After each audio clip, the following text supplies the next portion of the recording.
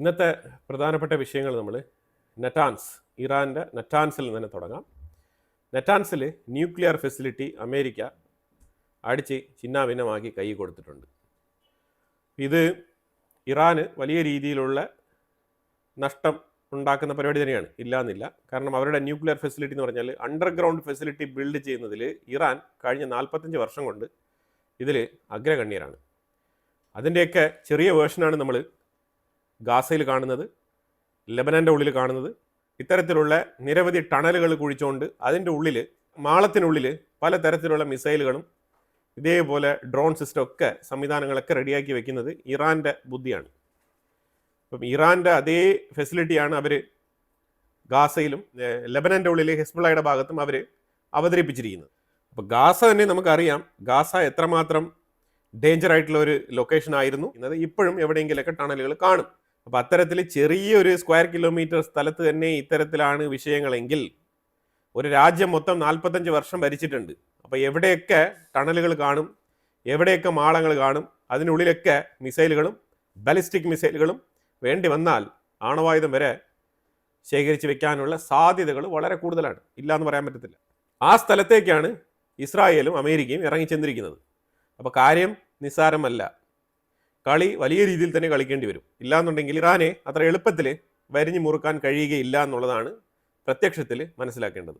അപ്പോൾ ഇവിടെ നറ്റാൻസിൻ്റെ മേളിൽ ആക്രമണം നടത്തി, റേഡിയേഷൻ ലീക്ക് ഇല്ല ഇതുവരെ സോഫാർ. അതേപോലെ നറ്റാൻസ് മാത്രമല്ല, ബന്ദർ അബ്ബാസ്, അത് ഈ ബഷറേർ എന്ന് പറഞ്ഞ സ്ഥലത്ത് അവിടെ ഒരു ന്യൂക്ലിയർ പവർ പ്ലാന്റ് ആണ് ഉള്ളത്. അതിൻ്റെ ചുറ്റുപാടിലും ആക്രമണങ്ങൾ നടത്തിയിട്ടുണ്ട്. ഇറ്റ് മീൻസ് അതിൻ്റെ സറൗണ്ടിങ്സിലും ആക്രമണങ്ങൾ നടത്തിയിട്ടുണ്ട്. അമേരിക്കയാണ് ഈ ആക്രമണങ്ങൾ നടത്തിയത്, ഒപ്പം ഇസ്രായേലും ഉണ്ടായിരുന്നു. അമേരിക്കയും ഇസ്രായേലും ഒരുമിച്ച് നടത്തുന്ന ആക്രമണങ്ങളെല്ലാം പരസ്പരം അങ്ങോട്ടും ഇങ്ങോട്ടും അറിഞ്ഞുകൊണ്ട് തന്നെയാണ് നടത്തുന്നത്. പിന്നെ എന്തുകൊണ്ടാണ് ഈ സൗത്ത് പാർ അറ്റാക്ക് ചെയ്ത സമയത്ത് അമേരിക്ക ഞങ്ങളറിയാതെ ഇസ്രായേൽ മാത്രമാണ് ഇത് നടത്തിയത് എന്ന് പറഞ്ഞത് എന്തിനാണെന്ന് പറഞ്ഞാൽ, മിഡിൽ ഈസ്റ്റ് രാജ്യങ്ങളുമായിട്ട്, പ്രത്യേകിച്ച് ഖത്തർ അമേരിക്കയുടെ ഒരു അലയാണ്. ഓൾറെഡി തന്നെ ഇസ്രായേൽ ഖത്തറിൻ്റെ ഉള്ളിലേക്ക് ഒരു തവണ ആക്രമണം നടത്തിയിട്ട് അതിൻ്റെ മീഡിയേഷനുമായിട്ട് ബന്ധപ്പെട്ട് കുറേ പുലിവാല് പിടിച്ചതാണ് അമേരിക്ക. അപ്പോൾ അതുകൊണ്ട് അത്തരത്തിൽ യുദ്ധം നടക്കുന്ന സമയത്ത് ഒരു പുലിവാല് പിടിക്കേണ്ട എന്ന് പറഞ്ഞിട്ട് പ്രീ പ്ലാൻഡ് ആയിട്ടാണ് നിർണായകമായിട്ടുള്ള മിഡിൽ ഈസ്റ്റുമായിട്ട് ബന്ധപ്പെട്ട വിഷയങ്ങളിൽ എവിടെയെങ്കിലൊക്കെ ഒരു ടച്ച് പോയിന്റ് സംഭവിച്ചു കഴിഞ്ഞാൽ അത് ഉടനെ തന്നെ അമേരിക്ക കൈ കഴുകി മാറിയിട്ട് അത് ഇസ്രായേൽ ചെയ്തതാണെന്ന് പറയാനുള്ള കാരണവും അതുതന്നെയാണ്. അപ്പോൾ സൗത്ത് പാറൊക്കെ അറ്റാക്ക് ചെയ്തതിൽ അമേരിക്കയുടെ റോൾ വളരെ വ്യക്തമാണ്. അമേരിക്ക അറിഞ്ഞുകൊണ്ട് തന്നെയാണ് ഇസ്രായേൽ അടിക്കുന്നത്. പക്ഷേ പൊതുവിൽ ഡിപ്ലോമാറ്റിക് ആയിട്ട് അതിനെ ഹാൻഡിൽ ചെയ്യുന്ന അമേരിക്ക, അത്രയേ ഉള്ളൂ. അല്ലെങ്കിൽ ഈ അമേരിക്കൻ അലൈസ് ആയിട്ടുള്ള ഈ മിഡിൽ ഈസ്റ്റ് രാജ്യങ്ങളൊക്കെ വല്ലാത്ത രീതിയിൽ പ്രകോപിതരാവും. സിറിയയുടെ HTSന്റെ നേതൃത്വത്തിലുള്ള മിലിറ്ററി ബേസിൽ തന്നെയാണ് ഇസ്രായേൽ ഇന്നലെ ആക്രമണം നടത്തിയത്. വമ്പൻ ആക്രമണമാണ്. അതിൻ്റെ ഫൂട്ടേജ് ഞാൻ ഇന്നലെ തന്നെ കാണിച്ചിട്ടുണ്ട്. മാസീവായിട്ടുള്ള അറ്റാക്കാണ് നടത്തിയത്. അതിനെ തുടർന്ന് ഖത്താർ, ജോർദാൻ, ഈജിപ്ത്, തുർക്കി ഈ രാജ്യങ്ങളെല്ലാം തന്നെ ആ ആക്രമണത്തിനെ കണ്ടംപ്റ്റ് ചെയ്തിട്ടുണ്ട്. അമേരിക്കയ്ക്കാണെങ്കിൽ ഇതൊരു പുതിയ തലവേദനയായിട്ട് മാറിയിരിക്കുകയാണ്. കാരണം ഇസ്രായേൽ ആണെന്നുണ്ടെങ്കിൽ ഏതൊക്കെ സ്ഥലങ്ങളിൽ ഭീഷണിയുണ്ടോ അതെല്ലാം തന്നെ അടിക്കുകയാണ്. കാരണം ഇസ്രായേൽ അടിക്കുന്നത് സ്ട്രാറ്റജിക് ആയിട്ടുള്ള അറ്റാക്കാണ്. കാരണം ഇസ്രായേൽ മുൻകൂട്ടി കണ്ടുകൊണ്ടാണ് അടിക്കുന്നത്. സിറിയയിൽ ഉണ്ടാകുന്ന ഈ ഭീഷണിയൊക്കെ ഇങ്ങനെ വിട്ടുകഴിഞ്ഞാൽ ഇത് വലിയ രീതിയിൽ ഭീഷണിയായി മാറും, അതൊരു തലവേദനയായി മാറും എന്നുള്ളത് മുൻകൂട്ടി അറിഞ്ഞുകൊണ്ട് തന്നെയാണ് ഇസ്രായേൽ കൃത്യമായിട്ട് അറ്റാക്ക് നടത്തിക്കൊണ്ടിരിക്കുന്നത്. കാരണം ഡ്രൂസ് കമ്മ്യൂണിറ്റിയുമായിട്ട് ബന്ധപ്പെട്ട് അവിടെ ഇസ്രായേലിന് ഡ്രൂസ് കമ്മ്യൂണിറ്റിക്ക് പ്രൊട്ടക്ഷൻ കൊടുക്കേണ്ടതുണ്ട്. അവരുടെ സുരക്ഷിതത്വം ഉറപ്പുവരുത്താൻ വേണ്ടിയിട്ടാണ് ഇസ്രായേൽ അറ്റാക്ക് ചെയ്തിരിക്കുന്നത്. ഇപ്പോൾ ഈ തുർക്കി ആയിക്കോട്ടെ, ഈജിപ്റ്റ് ആയിക്കോട്ടെ, ജോർദാൻ ആയിക്കോട്ടെ, ഖത്തർ ആയിക്കോട്ടെ, ഇവരാരും തന്നെ ഡ്രൂസ് കമ്മ്യൂണിറ്റിയെ പ്രൊട്ടക്ട് ചെയ്യാൻ പോവില്ലല്ലോ. ഇവർക്ക് കണ്ടംപ്റ്റ് രേഖപ്പെടുത്താൻ മാത്രമേ സാധിക്കുകയുള്ളൂ. അതവർ വൃത്തിയായിട്ട് ചെയ്യുന്നുണ്ട്. അതൊരു പേപ്പറിൽ ഒരു സ്റ്റേറ്റ്മെൻറ്റിൽ ഒതുങ്ങുന്ന പരിപാടിയാണ്. അതങ്ങനെയാണ് ഇതുവരെ നടത്തിക്കൊണ്ടിരിക്കുന്നത്. ഇസ്രായേൽ ആയാലും അമേരിക്ക ആയാലും അതിനെ ടേക്ക് ഇറ്റ് ഈസി എന്നുള്ള നിലയിൽ എടുത്തിട്ട് മുന്നോട്ട് പോകുന്ന രീതിയാണ് നമുക്ക് ഇപ്പോൾ കാണാൻ കഴിയുന്നത്. കാരണം they are focused on Iran, അതാണ് മെയിൻ. ട്രംപ് ആണെങ്കിൽ ഇന്നൊരു സ്റ്റേറ്റ്മെൻറ്റ് പറഞ്ഞിരിക്കുന്നത്, ഞങ്ങൾ ഒരു പരിധി വരെ വിജയിച്ചിട്ടുണ്ട്, ഞങ്ങൾ വിജയിച്ചു എന്ന് വെച്ചിട്ട് യുദ്ധം അവസാനിക്കുന്നില്ല, അത് ഞങ്ങൾ കണ്ടിന്യൂസ് ആയിട്ട് നടത്തും, നോൺ സ്റ്റോപ്പായിട്ട് നടത്തും എന്നാണ് പറഞ്ഞിരിക്കുന്നത്. ഇത്രയും നാളും ഇറാൻ പറഞ്ഞുകൊണ്ടിരുന്നു ഞങ്ങൾ 1 വർഷത്തേക്ക് യുദ്ധം നടത്തുമെന്ന്. പക്ഷേ ഇപ്പോൾ ട്രംപ് പറയുന്നുണ്ട് ഞങ്ങൾ ഈ യുദ്ധം തുടർന്ന് നടത്താനാണ് പ്ലാൻ ചെയ്തിരിക്കുന്നത് എന്നാണ് പറഞ്ഞിരിക്കുന്നത്. അപ്പോൾ ഒരു ചോദ്യം കൂടി അവിടെ പോകുന്നുണ്ട്. ആ ചോദ്യം എന്ന് പറഞ്ഞാൽ ഗ്രൗണ്ട് ഫോഴ്സിനെ ഇറക്കുമോ അമേരിക്ക ഇറാൻ്റെ ഉള്ളിൽ എന്നാണ് ചോദ്യം. അപ്പോഴത്തേക്കും പുള്ളിക്കാരൻ പറയുന്നത് അതെനിക്ക് ഡിസ്ക്ലോസ് ചെയ്യാൻ പറ്റില്ല എന്നാണ് പറഞ്ഞിരിക്കുന്നത്. പക്ഷേ പല മാധ്യമങ്ങളും റിപ്പോർട്ട് ചെയ്യുന്നത് ഗ്രൗണ്ട് ഫോഴ്സിനെ ഇറക്കും, സ്ട്രേറ്റ് ഓഫ് ഹോർമൂസിലൂടെ ഇറക്കും എന്നാണ് പലരും പറഞ്ഞു വെക്കുന്നത്. അത് ഏത് രീതിയിലാവും എന്നുള്ളത് നമുക്കറിയില്ല. സ്ട്രേറ്റ് ഓഫ് ഹോർമൂസിനെ സംബന്ധിച്ചിടത്തോളം അമേരിക്ക അവർ പറഞ്ഞിരിക്കുന്നത് ഏഷ്യൻ രാജ്യങ്ങളായിക്കോട്ടെ, യൂറോപ്യൻസ് ആയിക്കോട്ടെ, നാറ്റോ രാജ്യങ്ങളായിക്കോട്ടെ, അറബ് രാജ്യങ്ങളായിക്കോട്ടെ, ഇവർക്കാണ് സ്ട്രേറ്റ് ഓഫ് ഹോർമൂസിനെ കൊണ്ട് ബിസിനസ് നടക്കേണ്ടത്, അല്ലാതെ അമേരിക്കയ്ക്കല്ല. അപ്പോൾ അതുകൊണ്ട് നിങ്ങളെല്ലാവരും കൂടി ചേർന്ന് നിങ്ങളുടെ കപ്പലുകൾക്ക് പ്രൊട്ടക്ഷൻ കൊടുത്ത് നിങ്ങൾ അതിലെ കടന്നു പൊയ്ക്കോളൂ. അമേരിക്കയ്ക്ക് വിരോധമൊന്നുമില്ല. അമേരിക്കൻ സോൾജേഴ്സോ അമേരിക്കൻ പട്ടാളമോ നിങ്ങളെ ആക്രമിക്കാൻ പോകുന്നില്ല. പക്ഷേ ഇറാന്റെ സൈഡിലുള്ള ഭീഷണി അത് നിങ്ങൾ മറികടക്കേണ്ടത് നിങ്ങളുടെ ചുമതലയാണെന്നാണ് ട്രംപ് പറഞ്ഞു വെക്കുന്നത്. അതേസമയം ഇറാൻ ആണെങ്കിൽ ഫ്രണ്ട്ലി നേഷൻസിന്റെ ഷിപ്പുകൾക്കൊക്കെ ഇതിലെ കടന്നു പോകാമെന്നാണ് പറഞ്ഞിരിക്കുന്നത്. ഈ ഫ്രണ്ട്ലി നേഷൻ എന്ന് ഉദ്ദേശിക്കുന്നത് എന്താണ്? ചൈന, ഇന്ത്യ, ജപ്പാനും ഇപ്പോൾ കടന്നു പോകാമെന്ന് പറഞ്ഞിട്ട് ഇറാൻ പെർമിഷൻ കൊടുത്തിട്ടുണ്ട്. കാരണം ജപ്പാൻ അമേരിക്കയുമായിട്ട് പോയി സംസാരിച്ചിട്ട് സ്ട്രേറ്റ് ഓഫ് ഹോർമൂസിലേക്ക് അമേരിക്കയെ സപ്പോർട്ട് ചെയ്തുകൊണ്ട് വരാമെന്നുള്ള വാഗ്ദാനങ്ങളൊക്കെ കൊടുത്തിട്ടുണ്ടായിരുന്നു. അപ്പോൾ അതിന് ഫലം കണ്ടിരിക്കുന്നു. അപ്പോൾ അത് തിരിച്ചറിഞ്ഞുകൊണ്ട് ഇറാൻ ഉടനെ തന്നെ ഇറാനെതിരെ നിലപാടെടുക്കാൻ പ്രേരിപ്പിക്കേണ്ട എന്ന് വിചാരിച്ചുകൊണ്ട് ജപ്പാൻ അനുകൂല നിലപാടെടുത്തിട്ടുണ്ട് ഇറാൻ. ജപ്പാന്റെ ഷിപ്പുകൾക്കും സ്ട്രേറ്റ് ഓഫ് ഹോർമൂസിലൂടെ കടന്നു പോകാമെന്നുള്ള അറിയിപ്പാണ് ഇന്ന് രാവിലെ ഇറാൻ അറിയിച്ചത്. ഇറാന്റെ ക്ലെറിക്സ്, ഏതോ ഒരു ക്ലെറിക്സ്, ഇച്ചിരി വയസ്സനാണ് പുള്ളിക്കാരൻ, പറഞ്ഞിരിക്കുന്നത് ഞങ്ങൾ തുടർന്ന് യുദ്ധം നടത്തും എന്നാണ് പറഞ്ഞിരിക്കുന്നത്. അത് പുള്ളിക്കാരനൊക്കെ നല്ല പ്രായമായി, എന്നിട്ടും യുദ്ധത്തിന്റെ ആ ഒരു വീറും വാശിയുണ്ടല്ലോ അതിപ്പോഴും കുറഞ്ഞിട്ടില്ല. അവസാനം വരെ യുദ്ധം നടത്തിയിട്ടേ മടങ്ങൂ എന്നാണ് പറഞ്ഞിരിക്കുന്നത് പുള്ളിക്കാരൻ. ഇസ്രായേൽ ഇതൊക്കെ മോണിറ്റർ ചെയ്യുന്നുണ്ട്. മൊസാദിന്റെ ലിസ്റ്റിൽ ഇയാളുടെ പേര് ഇപ്പം തന്നെ ഉൾപ്പെടുത്തിയിട്ടുണ്ടാവാനുള്ള സാധ്യത വളരെ കൂടുതലാണ്. ഒരു 3 വാർഷിപ്പുകൾ കൂടി അമേരിക്ക ഇറാന്റെ തീരത്തേക്ക് അടുപ്പിക്കുന്നുണ്ട്. 3 വാർഷിപ്പുകൾ. ഇറ്റ് മീൻസ് ഇറാന്റെ തീരത്തേക്ക് അടുപ്പിക്കുന്ന പറഞ്ഞാൽ ഇറാന്റെ തീരത്തേക്ക് ഡയറക്റ്റ് ആയിട്ടല്ല, ഈ യുദ്ധത്തിലേക്ക് പാർട്ടിസിപ്പേറ്റ് ചെയ്യാൻ വേണ്ടിയിട്ട് അമേരിക്കയിൽ നിന്നും മിഡിൽ ഈസ്റ്റിലേക്ക് നീങ്ങുന്നുണ്ട്. അതുപോലെ കുശസ്താൻ, ഇസ്ഫഹാൻ, തെഹ്റാൻ ഈ 3 സിറ്റികളും കേന്ദ്രീകരിച്ച് ഇസ്രായേൽ മാരകമായിട്ടുള്ള ആക്രമണം എന്ന് പറഞ്ഞാൽ ചിന്തിക്കാൻ പറ്റില്ല അത്തരത്തിലുള്ള അറ്റാക്കാണ് നടത്തിയത്. കാരണം വേറെ ഒന്നുമില്ല, ഈ കുശസ്താനും ഇസ്ഫഹാനും ഈ 2 സ്ഥലങ്ങളിലും അണ്ടർഗ്രൗണ്ടിൽ, ഞാൻ ഈ കാണിക്കുന്ന വീഡിയോ കണ്ടു കഴിഞ്ഞാൽ നിങ്ങൾക്ക് മനസ്സിലാക്കാൻ പറ്റും, കൃത്യമായിട്ട് അയൺ ലോക്ക് സിസ്റ്റമൊക്കെ ഇട്ട് സെറ്റാക്കി വെച്ചിരിക്കുന്ന അണ്ടർഗ്രൗണ്ട് മിസൈൽ ഡിപ്ലോയ്മെന്റ് സെന്റേഴ്സ് ആണത്. അതായത് മിസൈലുകൾ എവിടെയും കൊണ്ടുപോകേണ്ട ആവശ്യമില്ല, ജസ്റ്റ് അണ്ടർഗ്രൗണ്ടിൽ നിന്ന് തന്നെ ഇത് ഡിപ്ലോയ് ചെയ്യാൻ പറ്റും. അത്തരത്തിലാണ് ഇവർ ഗ്രൗണ്ടിൽ കംപ്ലീറ്റ് സെറ്റാക്കി വെച്ചിരിക്കുന്നത്. അങ്ങനത്തെ മിസൈൽ വില്ലേജുകൾ, മിസൈൽ സിറ്റികൾ കണ്ടെത്തിയിട്ടുണ്ട്. അത് കണ്ടെത്തിയതിനെ തുടർന്ന് അവിടെ മാരകമായിട്ടുള്ള ആക്രമണം, ഏതാണ്ട് 150 കിലോമീറ്ററോളം ലെങ്ത് വരുന്ന വില്ലേജസ് ആണ്, മിസൈൽ വില്ലേജസ് ആണ് ഇറാൻ സെറ്റ് ചെയ്ത് വെച്ചിരിക്കുന്നത്. അപ്പോൾ ഇതുപോലെ എത്ര എണ്ണം ഉണ്ടെന്ന് നമുക്ക് എങ്ങനെ അറിയാൻ പറ്റും? അപ്പോൾ ഇതാണ് ഞാൻ പറഞ്ഞത് ആദ്യമേ, 45 വർഷമായിട്ട് ഇവർ കുഴിച്ചുകൊണ്ടിരിക്കുകയാണ്. ഭൂമിയിൽ കുഴിച്ച് മിസൈലുകൾ ഇങ്ങനെ വെച്ചുകൊണ്ടിരിക്കുകയാണ്. ഇതാണ് സംഭവിച്ചുകൊണ്ടിരിക്കുന്നത്. ഇത്തരത്തിലുള്ള മാൻഹോളുകളാണിത്. ഇതെല്ലാം മണ്ണിട്ട് മൂടി വെച്ചിരിക്കുകയാണ്. അപ്പോൾ ഇതൊരു സുപ്രഭാതത്തിൽ ഏത് യൂണിറ്റ് ഇവർക്ക് ആക്ടിവേറ്റ് ചെയ്യണമോ ആ യൂണിറ്റ് ആ സ്പോട്ടിൽ ആക്ടിവേറ്റ് ചെയ്യും. ഈ തറയിൽ നിന്നൊക്കെ ഇങ്ങനെ ഒരു സുപ്രഭാതത്തിൽ മിസൈലുകൾ ഇങ്ങനെ ഉയർന്നു പൊന്തിക്കഴിഞ്ഞാൽ എങ്ങനെയാണ് ഇതിന്റെ ലോഞ്ച് പാഡുകളൊക്കെ കണ്ടെത്തുന്നത്? അപ്പോൾ അത്രമാത്രം റിസ്കി ഓപ്പറേഷനാണ് ശരിക്കും ഇസ്രായേലും അമേരിക്കയും നടത്തിക്കൊണ്ടിരിക്കുന്നത്, especially Israel. Yeah, Missile City right here. Check this place out. This is in Iran. Dun, dun, dun, dun, dun, dun, dun, dun, dun. Look at this. You just keep on going and going and going. Let me pull out. That's what he said. But yeah, you can just keep on going and going and going and going. Of all of these missiles.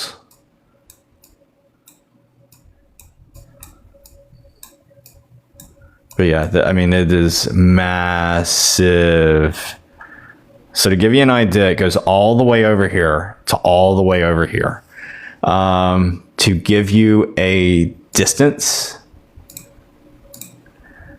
that would be roughly 5 miles. 5 miles. 5 miles of it. With 1.5 miles wide. So it's literally known as Missile City. And then here's the other thing is right in this area right here. So let me pull out a little bit. That's what he said. So right here you have the strait, okay? But here on the right hand side, you have a underground base. This is where they launch the drones out of. I have no idea how many drones they have, but they showed it off. The IRGC bragged about it years ago. കാരണം America ഈ പണി എടുക്കുന്നില്ല. America മറ്റുള്ള മേഖലകളാണ് ആക്രമിക്കുന്നത്. അവർ B2 ബോംബറൊക്കെ എടുത്തുകൊണ്ട് വന്നിട്ട്, strategy ബോംബറൊക്കെ എടുത്തുകൊണ്ട് വന്നിട്ട് മെയിൻ ആയിട്ടുള്ള ഫാർദോ, നറ്റാൻസ്, ഇതേപോലെ ബന്ദർ അബ്ബാസ്, ഈ മേഖലകളൊക്കെയാണ് അമേരിക്ക ഫോക്കസ് ചെയ്യുന്നത്. ഇറാന്റെ ഉള്ളിൽ full and full top to bottom attack നടത്തുന്നത് ഇസ്രായേലാണ്. പ്രത്യേകിച്ച് ഇത്തരത്തിലുള്ള കീ സ്പോട്ടുകൾ, മിസൈൽ വില്ലേജുകൾ, മിസൈൽ സിറ്റികൾ പോലത്തെ അണ്ടർഗ്രൗണ്ട് ബങ്കറുകളൊക്കെ കണ്ടെത്തി അതിനെ തകർക്കുക എന്നുള്ളത് ഇസ്രായേലാണ് ചെയ്തുകൊണ്ടിരിക്കുന്നത്. ഇത്തരത്തിൽ ഞാൻ വീഡിയോ കാണിച്ചല്ലോ, ഇതൊക്കെ അണ്ടർഗ്രൗണ്ട് മിസൈൽ ഡിപ്ലോയ്മെന്റ് സെന്റേഴ്സ് ആണ്. ഇത്തരത്തിൽ നിരവധി ഇറാന്റെ ഉള്ളിലുണ്ട്. ഇതെല്ലാം കണ്ടെത്തി എങ്ങനെയാണ് നശിപ്പിക്കാൻ പോകുന്നത്? ഇതൊരു വലിയ ചാലഞ്ചാണ്. ഏതായാലും ഇസ്രായേൽ പുതിയൊരു ഫൈൻഡിങ്സ് നടത്തിയിട്ടുണ്ട്. ആ ഫൈൻഡിങ്സിലൂടെയാണ് ഇത്തരത്തിലുള്ള മിസൈൽ ഡിപ്ലോയ്മെന്റ് കേന്ദ്രങ്ങൾ ഇവരുടെ കയ്യിൽ ഉണ്ട് എന്നുള്ളത് മനസ്സിലായിരിക്കുന്നത്.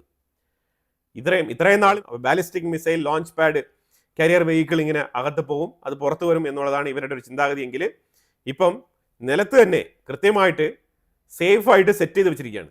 സ്വിച്ച് ഇട്ടാൽ മതി, വരും. അതാണ് സംഭവം. അത്തരത്തിൽ മിസൈലുകൾ ഇവർ കുഴിച്ച് വെച്ചിരിക്കുകയാണ്. എല്ലാം തന്നെ ഇതേപോലത്തെ സേഫ് ആയിട്ടുള്ള ലോക്ക് സിസ്റ്റം ഇന്റഗ്രേറ്റ് ചെയ്ത് സെറ്റാക്കി വെച്ചിരിക്കുകയാണ്. ഇതാണ് ഇറാന്റെ മിസൈൽ ഡിപ്ലോയ്മെന്റിന്റെ പുതിയ കണ്ടെത്തൽ. അതുപോലെ ബന്ദർ അബ്ബാസ്, ആഹ്വാസ്, ഷിറാസ്, ബഷറേർ ഇത്രയും ഏരിയകൾ വീണ്ടും ടാർഗറ്റ് ചെയ്ത് അമേരിക്ക അറ്റാക്ക് നടത്തിയിട്ടുണ്ട്.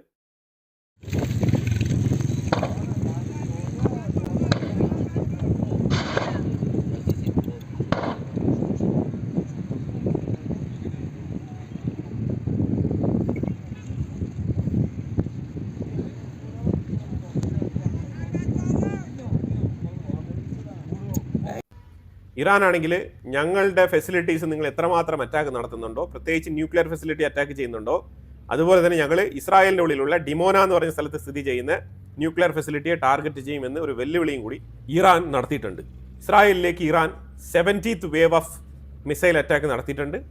വന്ന മിസൈലുകളും ഡ്രോണുകളെല്ലാം തന്നെ ഇന്റർസെപ്റ്റ് ചെയ്തിട്ടുണ്ട്. പക്ഷേ ഡെബ്രി പല ഭാഗങ്ങളിൽ തെറിച്ച് വീഴുന്നുണ്ട്. ഈ ഡെബ്രി എന്ന് പറയുന്നത് ഹെവി മെറ്റലാണ്.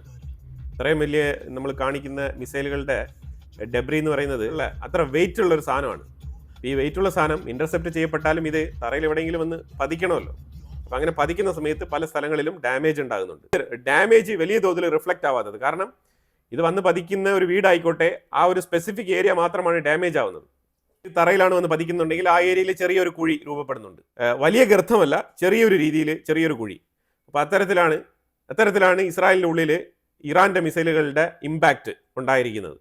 പിന്നെ ഞാൻ പറഞ്ഞതുപോലെ ഇത്തരത്തിലുള്ള ബാലിസ്റ്റിക് മിസൈലുകൾ, ഇന്റർ കോണ്ടിനെന്റൽ ബാലിസ്റ്റിക് മിസൈലുകൾ ഉപയോഗിച്ചിട്ടും ഇറാന് ഇസ്രായേലിനെ തകർക്കാൻ കഴിഞ്ഞിട്ടില്ല എന്നുള്ളത് ഒരു യാഥാർത്ഥ്യമാണ്.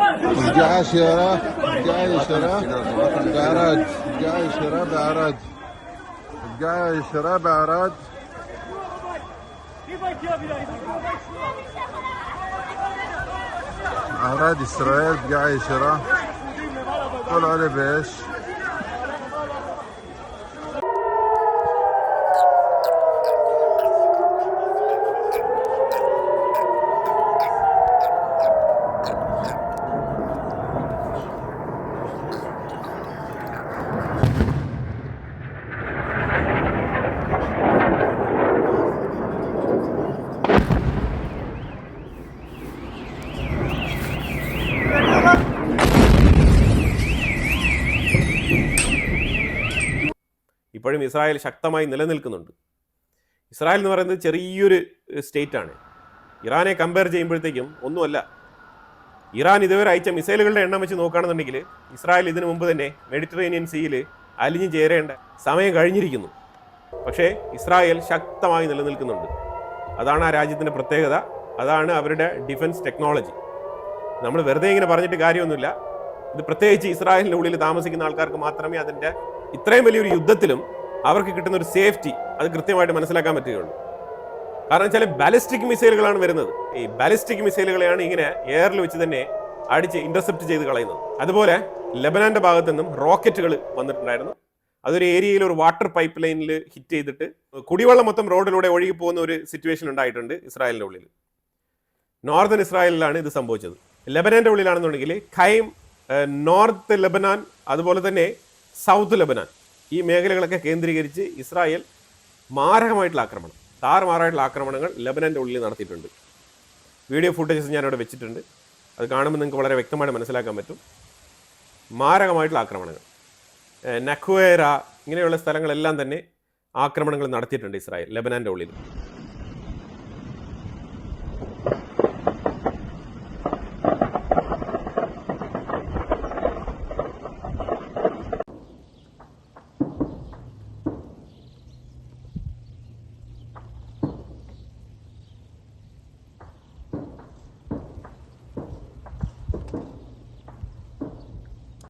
സയ്യിദ് ആഗാജനി.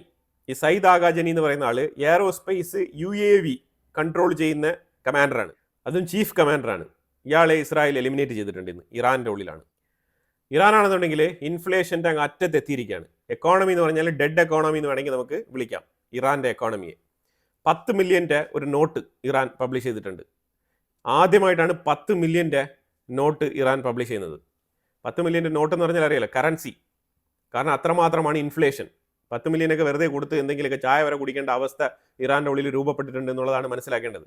ഇറാനിയൻ കറൻസിക്ക് വാല്യൂ ഇച്ചിരി കുറവാണ്, എന്നാൽ 10 മില്യൺ എന്നൊക്കെ പറയുന്നത് അതൊരു വലിയ തുക തന്നെയാണ്. അതുപോലെ ഇസ്രായേൽ വെസ്റ്റേൺ ഇറാനിൽ ഡെസ്ഫുൾ എന്ന് പറഞ്ഞ സ്ഥലം, ഈ സ്ഥലത്തുള്ള എയറോസ്പേസിന് വേണ്ടിയിട്ടുള്ള വളരെ ഇമ്പോർട്ടൻ്റ് ആയിട്ടുള്ള സ്ഥലങ്ങളാണ്. ഇതെല്ലാം തന്നെ കീ ഏരിയാസ് ആണ്. ഈ ഏരിയ മൊത്തത്തിൽ അടിച്ചു കളഞ്ഞിട്ടുണ്ട്. جاده بسته شده مجبوریم برگردیم. انفجارهای عجیب.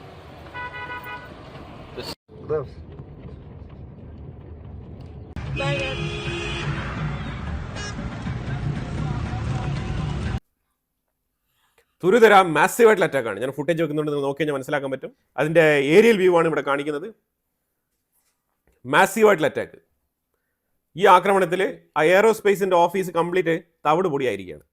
We are here in Saturday morning. It's the weekend in Israel.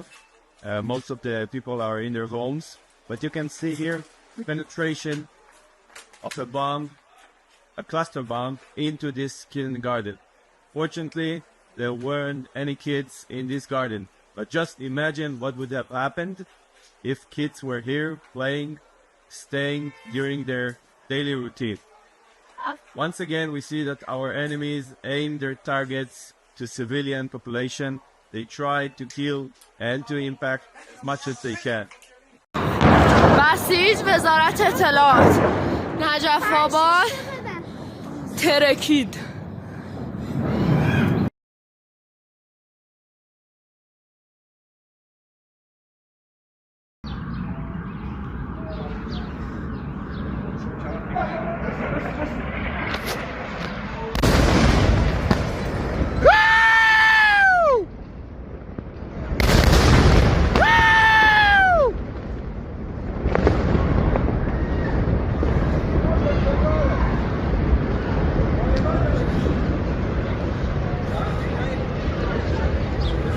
ഇതാണ് നിലവിൽ ഇസ്രായേൽ, ഇറാൻ, അമേരിക്ക വിഷയവുമായിട്ട് ബന്ധപ്പെട്ട ഡെവലപ്മെന്റ്സ്, ലേറ്റസ്റ്റ് ഡെവലപ്മെന്റ്സ് ആണ്. ഇതിനെക്കുറിച്ചുള്ള അഭിപ്രായങ്ങൾ കമന്റ് ബോക്സിൽ രേഖപ്പെടുത്തുക. കൂടുതൽ വാർത്തകളുമായിട്ട് അടുത്ത വീഡിയോയിൽ വരാം. Thank you so much.